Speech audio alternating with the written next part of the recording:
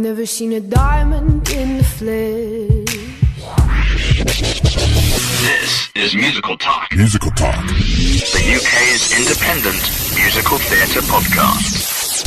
Musical Talk. The UK independent musical theatre podcast. Joining me is a wonderful, wonderful, hilarious, beautiful talent, Lesli Margherita. Hello, Lesli. Welcome to Musical Talk. Hello. Happy to be here. How are you? I'm good.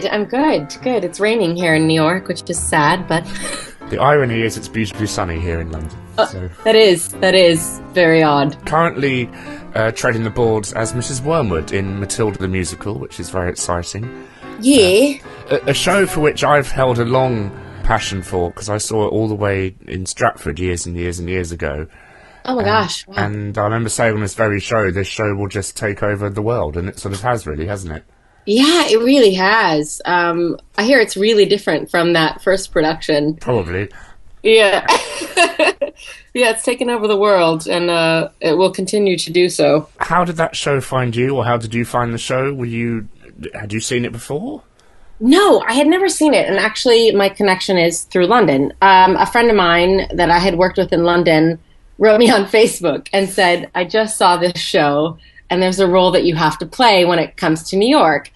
And about a week later, they announced that they were bringing the show to Broadway. And I live, and still do apart from this show, I lived in LA.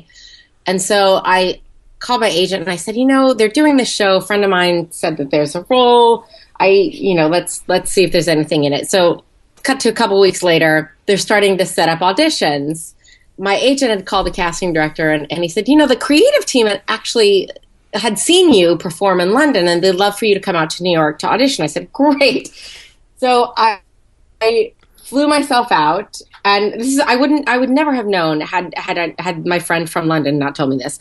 Flew myself out and auditioned, over the course of about 6 months in New York and LA. And it just kind of, I don't know, it was the longest audition process ever. I kept going back and meeting with different people, and then, they weren't always in the country at the same time, and Tim Minchin was in LA, so it was kind of like a world tour of meeting the creative team. But yeah, I had obviously heard of it because I'd heard it was a big hit, but would never have known about Mrs. Wormwood had my London friend not told me. Well, we have to say Olivier Award-winning Lesli Margherita. Oh, yeah. Really fun. Couldn't believe it happened. Still can't believe it happened. Not many Americans know much about the Olivier Awards, do they? It's strange. They call it the Oliver. Of course they do. Yes, well, it's your country. Yeah, obviously the theater community knows what it is, and it's appreciated. Not that it's not appreciated everywhere else, but they obviously know what it is. I came out here and obviously, going, I really want to win a Tony someday, and everyone's going, no, I really want to win an Olivier. Do you know how weird that is? I said, yes, I do. So it's very, very special to me. And that was for the Zorro musical, which our co-presenter Mike Dixon was involved with. I know, I love him. And it was for Zorro the musical, and I actually loved that show, and I hope it makes its way here someday. They did a production in Atlanta, but I was in Matilda, so couldn't do it. But I'm hoping it makes its way to Broadway someday. I loved it. Now, Mike told me to ask you about the many, many, many, many openings that this show had, the variations of the opening number, and he wanted you to talk about that. Oh my gosh. For Zorro, yeah. I started workshopping Zorro, about 8 years ago in Los Angeles, and I believe... Yeah, that was the very first time they had ever done anything in the States. So I workshopped it for about 2 years, and the first time I did it was only one act. And, obviously they knew that they were going to use the music of the Gypsy Kings and some original music by John Cameron, who was our orchestrator. But the majority of the music was Gypsy Kings. It was very rough, and then... over the course of 2 years, continued to workshop it in the States, in New York, in LA, in San Francisco, because the Zorro production company is based in San Francisco, so I did some work up there as well. So then about 3 years of this goes by, and I hear they're going to open it on the West End. I hadn't met Mike yet. I had only met the few that had been working in the States on it. I hear it's going to open. Actually, I heard they were going to open it on tour first in England. And I said, well, there's no way I'm going to get to go do this show. Oh, well, bummer. Maybe I'll get to do it when it comes to the States. I had heard they were trying to get me a visa to go. And I was like, yeah, whatever. It's fine. Not going to happen. So finally, 3 days before I had to leave, I get the call saying, we want you to come. You're the only one we're bringing over. We worked really hard to get you visas. And I said, okay, great. Well, I was getting married in 3 months, but we'll get to that later. I went to your country and then started work all over again for what would become the tour. It was, oh my gosh, an ongoing process. The show kept changing and changing and changing, as it does, and that's what tour is for. By the way, your tours were definitely eye-opening. I didn't realize in America, usually they'll take care of your housing. And so I got there and they were like, here's the digs list to find your own housing. And I went, I don't know your country. Help. Anyway. I'm sure the word digs brings fear into you every time you hear it. It was frightening, but it ended up being very fun and I was very well taken care of. But on the road, once we opened in Eastbourne, and by then the show had changed so much, and every day we were getting new rewrites. So we opened in Eastbourne, and then by the time Woking was the next city, by the time I got to Woking, it had already changed about 5 times. And then it changed again when we got to Glasgow. We changed the opening number. We didn't change the opening number. They kept asking, poor Mike Dixon, they kept wanting to add more flamenco. So we'd add more dance breaks, so then the numbers would change and dance breaks were added. So then finally the tour finishes. I went home, I got married, and then I get a call saying we're opening on the West End. We got a theater. We're going to rehearse for a month and a half. And I was like, a month and a half? We just did this. They changed the whole thing again. Well, at least you had a honeymoon in London, probably. Yeah. And there was a huge change for me. My character died when it went to the West End, which never happened on tour. Nothing to do with your performance, I'm sure. But I got the call in Los Angeles, and Chris Renshaw, the director, actually called me and said, Leslie, I just want you to know that this is purely, we're killing your character off. And I said, I'm sorry, what? He said, no, I meant at the end of the show. At the end of the show, we're killing you off, and it's going to be dramatic and beautiful, and you're going to love it. And when I heard it, I was devastated. I said, how can you kill her off? But then... You were on the phone to your agent. I was like, you know what? I'm going to trust them. I'm still going to make my case that I don't think she should die. But then when we got in rehearsal, I fell in love with it. I thought it was the best way for her character. I just thought it was the best thing for her character. It was beautiful, and like you said, it was just the best thing ever. And now I can't imagine it any other way. But yes, to get to the West End, and I mean, while we were in previews, it still changed. So the show never. I've spent 8 years of doing a changing show. Then it doesn't end there. So I do the West End run. We ran for 10 months. Come home, and about 2 years ago, I got a call that the show was opening in Shanghai, China.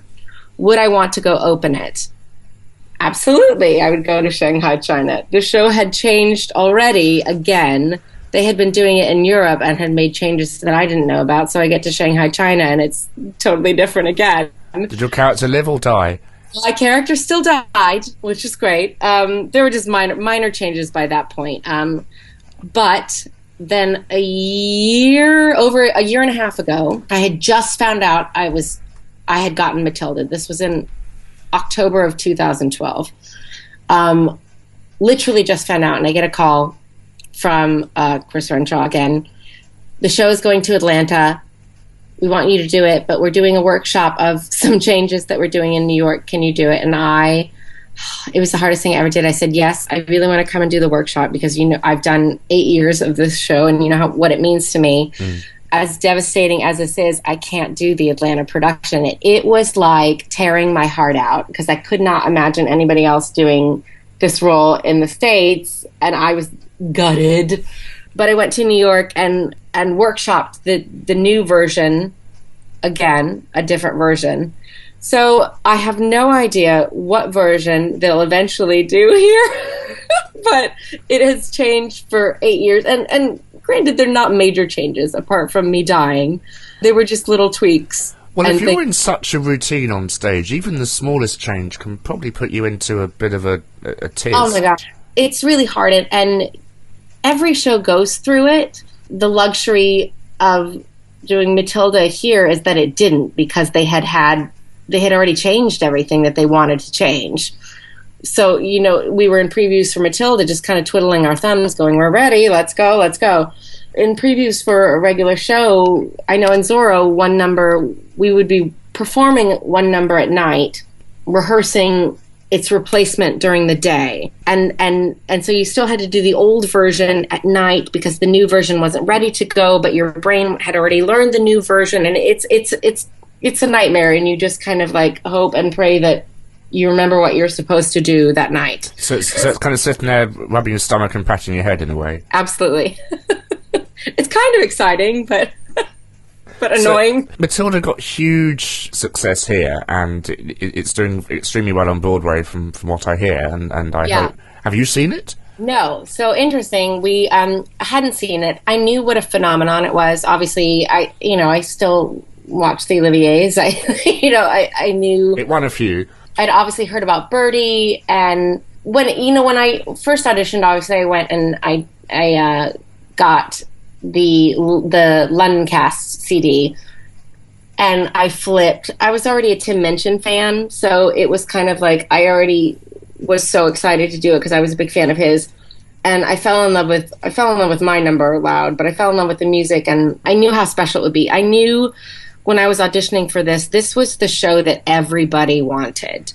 Everyone auditioned for this show because you knew it was going to be a hit. You knew that it was different. You knew that it was special. It's so smart, and you knew it was special. It was just a given. I guess the question then was, how big of a hit was it going to be, which is what they didn't know. So, when I got it, it was kind of...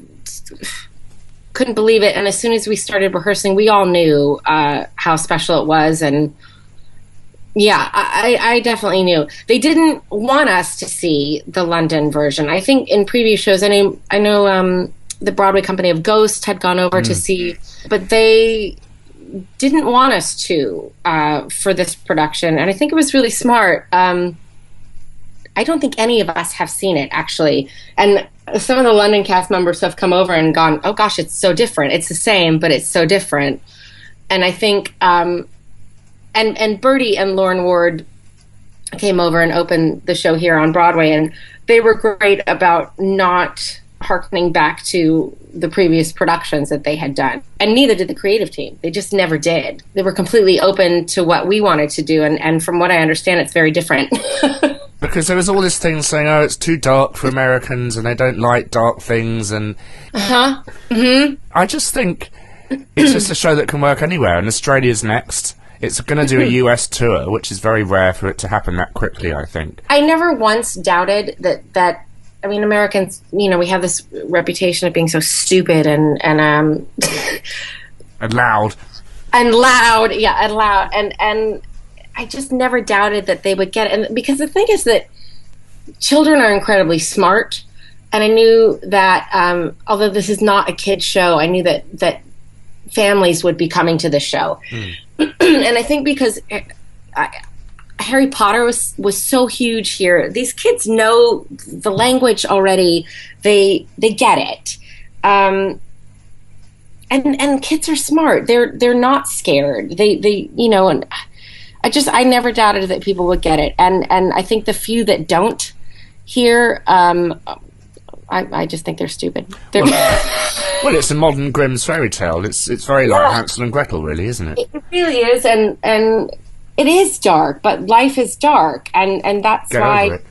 Get over it. But that's why you have this little girl who is the light, and that's, I feel like, was so important to tell kids, and I think they come out empowered, and at least with the character that I play, she's so stupid and so vapid that I don't think you could take her seriously. I mean, you know, I don't know. I never doubted that people would get it. I didn't. They've been, you know, I think the only thing that we've had to change here are certain words that we don't use that you do that people weren't getting. And that was it. Otherwise, they made no changes. Well, we actually had changes come over to London from Broadway, like in the Miracle scene they have 5 years ago on the hospital screen, which is wow. I didn't know that. Oh, wow. Huh. But I have to say, Leslie, your accent is flawless, and Gabriel's accent as well was flawless. Thank you. That is Ben Fury, our dialect coach. He really drilled it in. You know, he sent me, in the beginning, so many How movies. many episodes of EastEnders have you watched? So many. Is that true? Yeah, he sent me EastEnders. And I think being there and having, like, met some of these people, it was easier for me to pick up. And I'm such a big fan of British television my whole life, so I had listened to these kinds of characters. But yeah, Ben really like gave us films. I watched a lot of Mike Leigh films. We just really worked on it, and we still to this day get notes. He comes in now probably like once every couple of weeks, and I'll get an MP3 saying, Leslie, this is what's wrong, and he'll tell me, you know, the correct pronunciation. But they're really strict about it. But I love it. Now, you've done a very, very, very funny and incredibly informative as well, sort of very long documentary, haven't you? Yes! It was originally supposed to be 8 episodes for Broadway.com. They do these behind-the-scenes vlogs. And, it's funny, normal people will, they give them a camera, and then they hand the footage to Broadway.com, and then whatever Broadway.com wants to put up on the site, they do. When they came to me to do it, I said, yes, I'll do it, but I have to edit it, and I am in control of the content, stupidly, because it takes hours. Like the Roald Dahl estate. Like the estate. I knew I wanted to do something fun and different. They didn't have to approve the videos as well, did they? No, go. No. You know what, though? I did have to get approval on who I could show, what I could show. I have a whole list of rules. It's very fun. Like, I can only show kids in certain costumes, and it's extensive. And just because they want to keep them at, obviously I can't show how some of the magic tricks in the show work, and I would never anyway. But so yeah, I started doing this vlog, and it was originally supposed to be 8 episodes, and then they asked me to do a couple more, and then they asked me to do more. So it's kind of ongoing. It's winding up now. I've just got a couple more to do because there's really nothing else to show. You can show the hilariously oversized blackboard from behind. Yeah, exactly. And get fired. Yes. Yeah, I've pretty much shown everything that I can that they'll allow me to. But yeah, it's been really fun, and I wanted to. Obviously, I'm a little bit of a creative control freak, so I wanted to edit it and everything. But it's been a lot of work. You can edit this interview for me if you want. It's a lot of work. Yeah. Do you have desires to come to London now and see the show once you've left it, or? I do. I actually have desires. I really want to come back and do another show on the West End, in the West End, in the West End, yes. In the West End, on Broadway, in the West End. Yeah. See, I've been here too long already. I really do want to come back. I loved it there so much. So hopefully someone would want me to come back. But I'd love to see the show over there. I would love it. I think after I'm done. You know, we have a Harry Potter play coming here soon. I heard that. I know. Shouldn't it be a musical, though? I wish it would, but then I'd worry that it would be terrible and ruin it. I'm such a big Potter fan. I don't know. Maybe if Tim Minchin did it. Well, Tim Minchin and Matthew Warchus are now doing the Groundhog Day musical. I know. Oh, God. I'm sure it's going to be brilliant. Tim Minchin and Matthew Warchus are now doing the Groundhog Day musical. I know. It's going to be amazing. Could get a bit repetitive, though, all words of praises. We have had some questions fly through on Twitter a couple of days ago for you, Leslie. So, that's good, Nick. Are you all right? Yeah. Good. Catherine Ann says, if you could play any other Matilda role for a night, she put who, but it should be whom. Whom would you pick? Whom? Trunch. Of course. Do you think they'll ever have a woman play Miss Trunchbull? I don't think so. I don't think they will. I think they were open to it. I just don't know if it'll ever happen. It's hard to now to go back to or to completely change the keys and everything, you know. Yeah. I can't imagine that they would. Be Yourself says, craziest gift a fan gave to her. By her, he means you. Mm-hmm. At the stage door, somebody gave me ears of corn. A bag of corn that they had grown on their farm, and they were giving it to me. I don't know why, but I got ears of corn. How corny. Corny. When is your Lord cover CD coming out again? You might have to explain this to me, Leslie. That girl, Lord. You know Lord, yes? Do you know Lord, Nick? No, I'm not very hot on the hit parade. This girl, she's 16, 17, and she sings this song called Royals, and we'll never be royals. And it sounds like she is the most apathetic, bored, doesn't want to be singing, barely opens her mouth. Anyway, she's a huge hit. And every time I see her sing, I just... So you're a fan, then? Oh, yeah, huge fan. And so I always write about her on Twitter every time I see her, and so that's what that's about. No Lord cover CD. This is Ella Maria Lena Yellick O'Connor, Irish. Okay. Good, well, so we look forward to that coming out. Katie says, what is the best advice you've ever received about life in general, or about theatre? I think, and I always say this to people, is you do you. It's basically be you, but the best advice in life and theater, I think, is I spent so long thinking that I was weird and not like other people or performers, and at some point you have to realize that there is no one like you. So do you, be the best version of you that you can be. Don't ever try to be.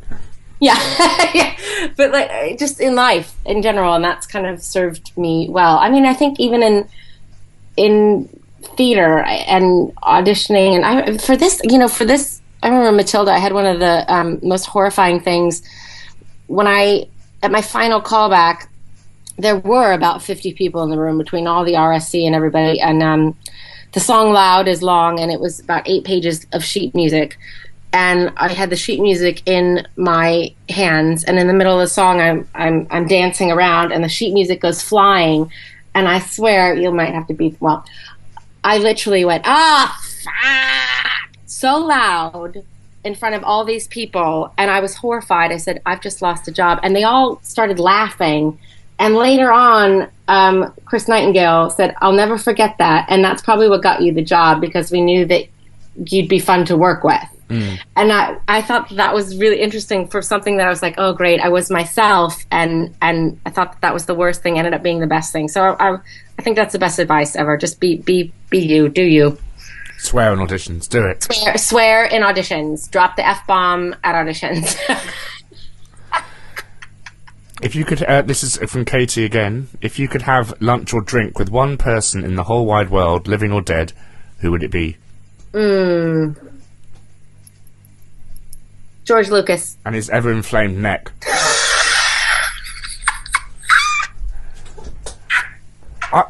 I'd have it be Roald Dahl, because I think he has such an interesting brain. And you hear reports that he was nice or he was a complete nightmare. I just want to see which side of him I'd get. I know. I heard all these reports that he was a horrible man, and I can't imagine it. I bet he was just smarter than whoever he was talking to, and they just assumed he was horrible. I don't know. I've heard both. That would be a good one. I have to ask, my favourite bit of Matilda is when the Trunchbull lurches across to Amanda Thripp and does one of the most amazing illusions I've ever seen. What was the? Are you aware of the reaction the first time that ever happened in America? From the audience? Yeah. Oh yeah, it was screams, and people still scream. because you don't expect that moment, because you think there'd be a light change or a bit of misdirection. But what Paul did, and you worked with Paul probably on Zorro as well, didn't you? On Zorro, I did. Yeah, he's genius. It's so great, and every night you hear screams, and it's hysterical. And then, you know, when she drops, and these people are still screaming hysterically, and then they're laughing at themselves for screaming. I love the moment so much, and it's got like this Chariots of Fire, orchestration in the background. It's really great. I think that's probably one of my favorite parts of the show. Yeah, it's a wonderful scene. And also, it's not knowing the musical, you probably sit in the theatre saying to yourself, they're not going to do it, they can't do it, they can't do the bit with the pigtails, because it's just impossible. But then it just happens. And the thing is, I'm warming up for Loud on the side of the stage, and so I can see the kids, the Amanda Thrips, and you see they're smiling, they love it so much. They're getting swung around and loving every second of it. They're 10 years old, they can handle it. So you've had Bertie Carvel do Miss Trunchbull, and now the wonderful Christopher Sieber is stepping in. Is that correct? Yes, I think he was supposed to start last week, and he broke his hand. This happens to everyone playing Trunchbull. They have to get injured at some point in the process. You do. You have to get injured. He was rehearsing the vault, actually, and he hit, not even on his landing, he hit his hand on the actual vault and broke it. So I think he starts next week, and I've seen him in rehearsal. He's going to be brilliant. He's so good. He'll be great. Totally different than Bertie, but amazing. Well, you have to be, I think, because you don't to... Because everyone we've had here has been different to Bertie. We have a wonderful guy called Alex Beaumont, who's actually Canadian, playing... Oh my gosh, I saw him in something else. Yes, he's done... I last saw him in Legally Blonde, playing Emmett. Oh my god! So, wow. bit of a 180-degree turn there. Yeah, absolutely. My other passion in life, Leslie, is theme parks, and we do verge over towards them a bit into... on this podcast. Now, I know you're a big Harry Potter fan. I'm just wondering, what are your thoughts? Are you aware of what's going on in Orlando at the moment? As far as they're building more of it? Well, they're building London. Oh, yes! Yes, I did hear that. This is incredibly weird for us as Brits to see this building site appear with the Wyndham's Theatre and King's Cross Station. And the fact that you can get the train from King's Cross to Hogwarts is utter genius, I think. I have not been yet, believe it or not. I'm going in October for the very first time. I'm so excited, but that won't be done then. I think that's... Oh, no, it'll be done in a few months. You're going to have the full experience. Oh, I hope so. I would love that. This summer it opens. You can get the train from King's Cross and go to Hogsmeade. Oh my gosh. I'm so excited. Because I was talking to Paul Keeve about it, because he loves theme parks as well. And I was telling him how they're going to actually you are going to walk through a brick wall at King's Cross Station. And he was saying, is this something new they're doing? And I said, well, it involves, like your effects in Ghost, it probably involves some very large projectors and, lots Oh my gosh, how fun. Oh, I can't wait to go. I spent years working in theme parks, so I love them as well. Well, there's such a fine line between the two, isn't there? Yeah. Matilda is practically a theme park ride in itself. It really is. It's the best theme park ride. Did you work over in Disneyland? This time last year I was actually in California doing all the parks. Did you work in Disneyland or... I did. All through college I worked at Disneyland and Universal Studios. I did the shows at Disneyland. And I also did, for Disney, there's a theater in Hollywood called the El Capitan, and they would do live shows before showings of movies, so I did that for years. I did so many shows at Disneyland and Universal. Years and years I spent there. I loved it. Did you do Waterworld? I did not do Waterworld. But Waterworld was playing when I was doing the Beetlejuice's Graveyard Review. I did a Spider-Man show at Universal. At Disney, I did an Aladdin show. I did a Hunchback show. I was always the princesses that were a little slutty and had dark hair. I was always Jasmine or Esmeralda. Was that the Aladdin show at the California Adventure? No, it was before that. Before they opened that huge one, there used to be a dinner show right by the Jungle Cruise. Of course. Of course, and so I'd see the jungle boats go by in my Jasmine outfit. Yeah, it was before. I have seen that big show, though, the Aladdin one, which I thought was pretty great. Have you seen the even bigger one that's just opened on Broadway? I haven't. The thing about our schedule is you just don't get a chance to see much. I'm hoping we go to an odd schedule in May. I'm hoping to get to see some stuff. The only thing new that I've seen is Rocky, and I saw that on an off night. But no, I really want to see Aladdin. So you got a day off today. Are you workshopping for anything new or doing any concerts or? Yeah, normally I do concerts on Mondays. Tonight, though, I have a rehearsal for a concert that I have next Monday, and I have friends opening in a show tonight, actually, called Heathers, the musical, and so I'm going to the opening of that tonight. So it's kind of a rare night off for me. I'm normally either workshopping things or doing concerts. I tend not to have nights off, so this is going to be fun. Well, we've been shredding this interview for the past 9 years, so it's nice to finally one of us gets pinned down to do it.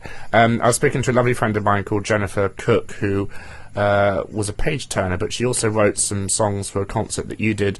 It was all about emerging female writers. Oh, yeah, that was great. And Betsy Wolfe and Erin Davies sang her songs, but she said you were lovely, and it's good that's...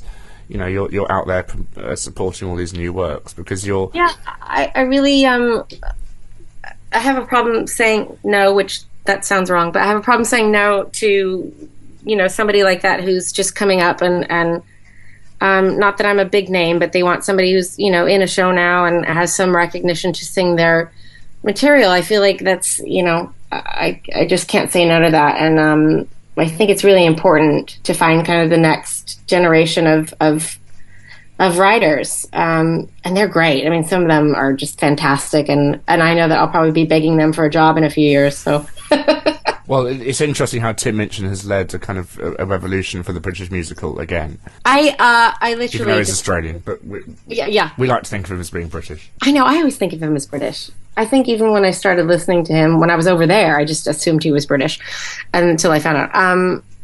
I became a fan of his when I was doing Zorro, and obviously he was already quite famous over there, and everyone would bring me his songs saying, you're going to love this guy's humor, and I just completely fell in love with him. And so when I heard he was writing a musical, I was like, oh, God, how amazing would that be? And then years later, here I am. And I still, when I talk to him, I'm still a little bit starstruck. How can you not be? He's just great, but he's so normal, and both he and Dennis are so quick. But that's why the show is so genius. But they could not be lovelier, and they're just great, so great. I think I have the job really because of Tim. I had gone through so many auditions, and I know that they really liked me, but I know that Matthew was worried about my height. I'm quite short. I'm only almost 5'4". With the hair and heels, my dear, you probably go up to about 7'9". Easily. But he was really worried about it. He really wanted the parents to be tall, and I think in London, you guys. Well, when I first started seeing clips of the show, I saw Josie, and she was giant. Mm. And I think all of your Mrs. Worm have been quite tall. So I know that Matthew was worried. So they brought me in LA, and I was told to wear basically stripper heels, like 6-inch heels. So I tottered into the room, and Tim Minchin was shooting Californication, and he had 15 minutes, and he saw one audition, and it was mine. I'm the only person that he saw the entire LA audition, and I swear, as soon as I walked in, we just really got along, and I think, I don't know, our senses of humor are similar, and we got along, and I swear after that I felt like I think I'm gonna get this, and I think he was the one that was kind of like screw it, just give it to her. She's short, but it won't matter, and truly it doesn't matter. But I understood why Matthew was worried, because I'm not much taller than some of the kids. Well, the way kids grow, they'll probably be taller than you soon. Well, there were a couple, so they have to measure them, and if they get too tall, then they're out. You can always tell when kids are growing because they kind of stay away from me, because I think, one of the shortest adults. And when they start getting taller than me, you can see them just be like, oh, it's getting time for me to go. Very sad. And Matthew, and I know he's the most in-demand director in England now. What qualities did he bring apart from not speaking, which is all he just doesn't talk, apparently. He just points. He doesn't talk, but when he talks, it is like a mage. It's like He says very little, but when he does speak, you go, oh, everything makes sense. It's really interesting. He's very quiet. And in my auditions, he said nothing. It's why I thought he hated me. He would just kind of go, yes, great, go home, good. He's brilliant and... Intense. Intense.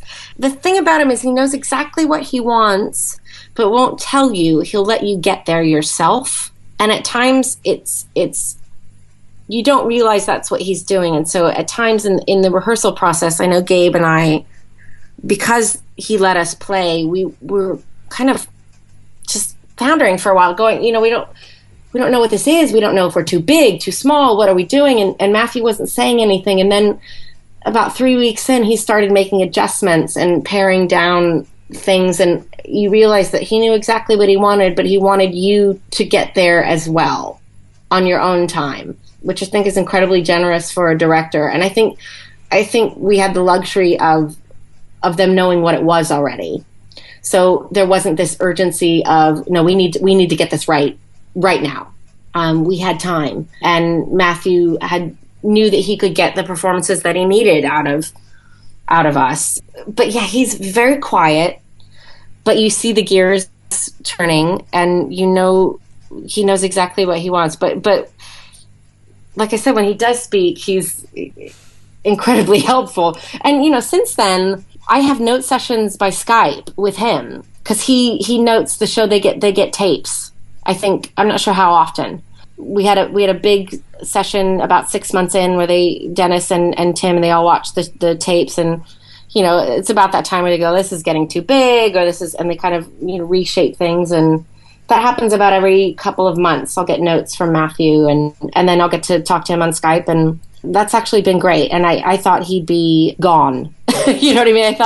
I thought he'd had disappeared from the process, as I think most directors do, and he's so in demand.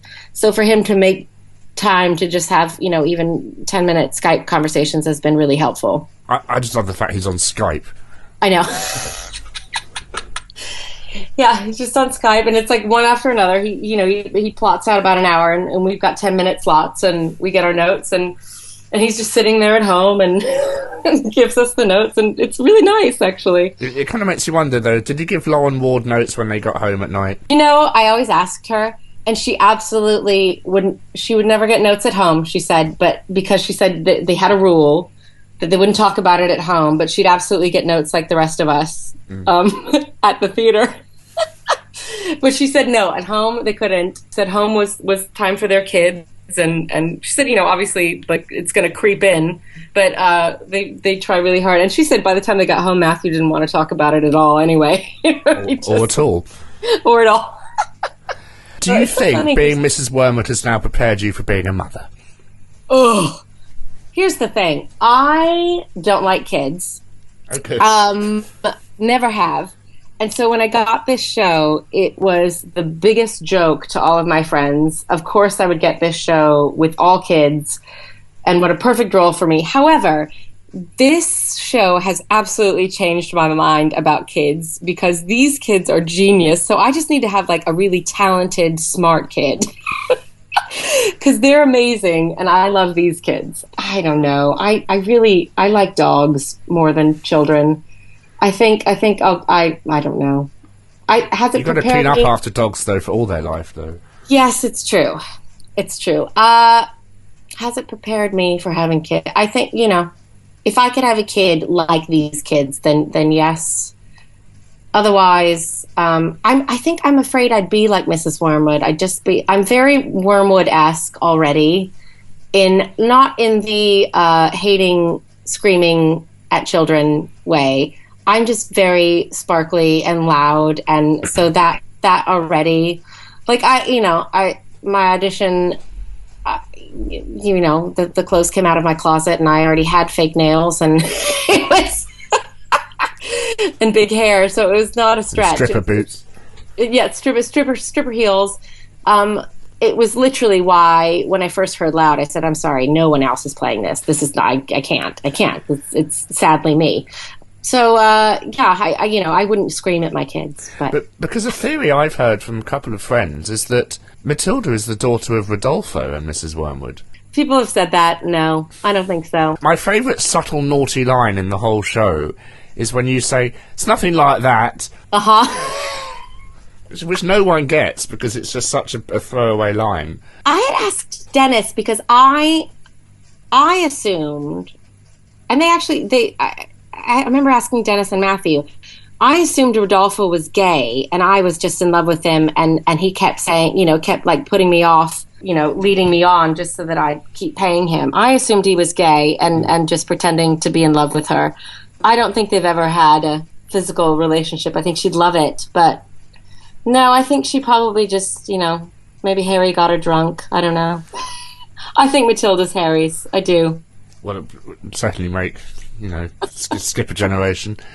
Another theory about the show is a very touching thing which they did put in on Broadway that came over here is at the end of the very end of the show, Matilda shakes hands with the father, which is a very touching scene when they disappear.